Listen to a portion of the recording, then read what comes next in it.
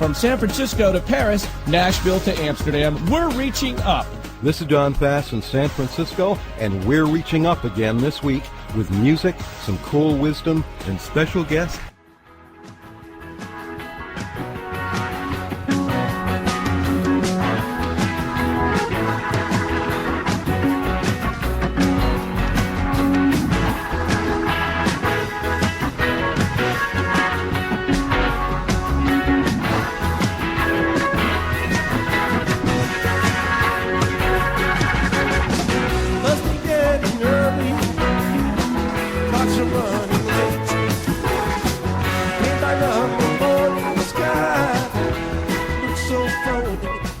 Jerry Garcia was the founder of the Grateful Dead, the unique, affable music group most associated with hippiedom. He was my friend for more than 20 years, and we talked with him in this interview about 25 years ago. I have the pleasure of being with Jerry Garcia of the Grateful Dead today, a gentleman that I've admired for a long time, and I was just reminding Jerry that we first met at I guess you'd call it a love-in or a be-in, at Grinnell's Park, Miami in 1967, and that's a lot of years ago. What were you doing around 67? I don't know. I was hoping maybe you could remember. I remember a lot of music and a lot of fun and people just sort of hanging out and having a good time. Well, that's essentially what we were doing, was hanging out and having a good time, and playing, of course. If I remember correctly, the thing that brought us to Miami, the first time we went there, the first few times we went there used to be a club down there, The Image it was called. Yeah, and the guy that ran it was a nice guy who later became a hog farmer, it turned out. He got sucked in right away when we went down there. And I remember what that experience was like. They had a good local band there, and it was one of the first times we started touring out of California. We were actually pretty successful at home and doing pretty well, so it was a long time before we started doing sort of national tours. And that was probably one of the first times we were out. 67 was about the first we started getting out, really, into America. Let me go back from 67 even a bit. You started out, I believe, in and around San Francisco. That's right. And back in the days when a lot of people thought there were strange goings-on in San Francisco. There were. Yeah, there was a lot of strange goings-on. Well, there always had been, really, but it started to get a lot of attention. But really, the things that we were involved in that were really exciting, to us, were actually well over with by the time the media got involved in San Francisco. By the time that the Summer of Love and all that stuff. By the time they started talking about those things, I mean, the scene that we were involved in was gone. It was already a year gone. It had been gone for some time, and that was when we got into the acid test with Kesey and those guys. That was really something very different and very exciting and very much something we wanted to be involved in and we wanted to do, and it was very different from anything else. Still is, really. There really hasn't been anything that's come to take up that slack, really. And by the time the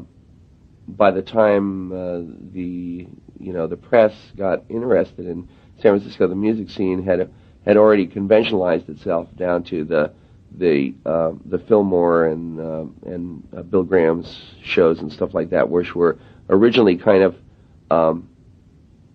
they were kind of imitations, sort of what the acid test was like. And the acid test was really sort of an indescribable kind of experience, and it wasn't a concert, in the sense that shows became dance concerts after that happened. What happened was LSD became illegal. That was really the thing that changed things most, and Kesey became a fugitive.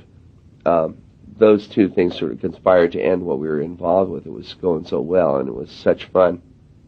And so really, and that was like the end of '65. So somewhere around '66 is when San Francisco and the Haight-Ashbury started getting that national attention and all that. By that time, it was really like old news.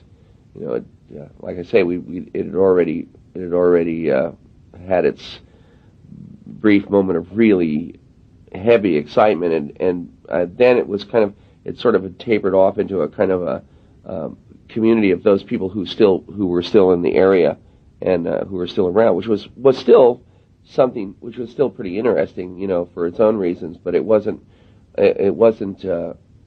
what we were about at that time. Well, now, how did you get into all that? Obviously, at some point, you got interested in music yourself, and there was a group that you were part of called the Warlocks. Right. But you were mostly, am I correct, playing for free just when you felt like it? Well, we were also playing in clubs. When we started, we were playing in clubs, but we were really part of a social scene that was probably more important than the fact that we were a band. We became a band because that was it was like something that would allow us all to participate. Before that, those of us that were in the Grateful Dead were really all involved in different kinds of music and different kinds of things, and we weren't working together, but we knew each other. So the thing of electric music, rock and roll, it had so many eclectic possibilities, that you could, when I asked Phil to join the band, he had never played an electric instrument, a bass or guitar or anything like that, but I knew that he was a musician of incredible stature, and that he had an absolute pitch, and he had total knowledge of music theory, and all I had to do was put a bass in his hands and explain to him how it was tuned, and 2 weeks later he knew how to play it, And that was, the nature of what was happening right at that time, and the thing of, it was such an exciting thing of being able for us to get together and play.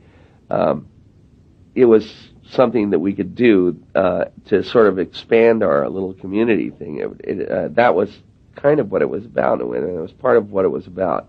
And that part of it was real good. We played for free in the park and stuff like that in our neighborhood because it was kind of like being a community resource.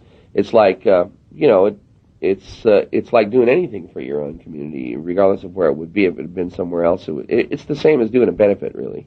It's the same spirit, except that playing for us is something that's enjoyable, and it's fun to do. So it isn't like work, and it was in this sort of in the spirit of, getting up like on the weekend and say it's a beautiful day, and Golden Gate Park is just 2 blocks from where we live. And without too much effort, we could get a generator and a couple of flatbed trucks and set them up out there and throw together a little PA and play, for the people right nearby. And it was pretty easy to do, and nobody got too alarmed at it, or anything like that. And it was the thing of being able to be spontaneously make that kind of a decision was easy to do in those days because there wasn't the fear of things getting out of hand that's developed since Altamont and since those kind of things, and we didn't have that the big hot light of celebrityhood, shining on us in those days. We were really a local people, so we were playing to our friends really, and it was an easy thing to do.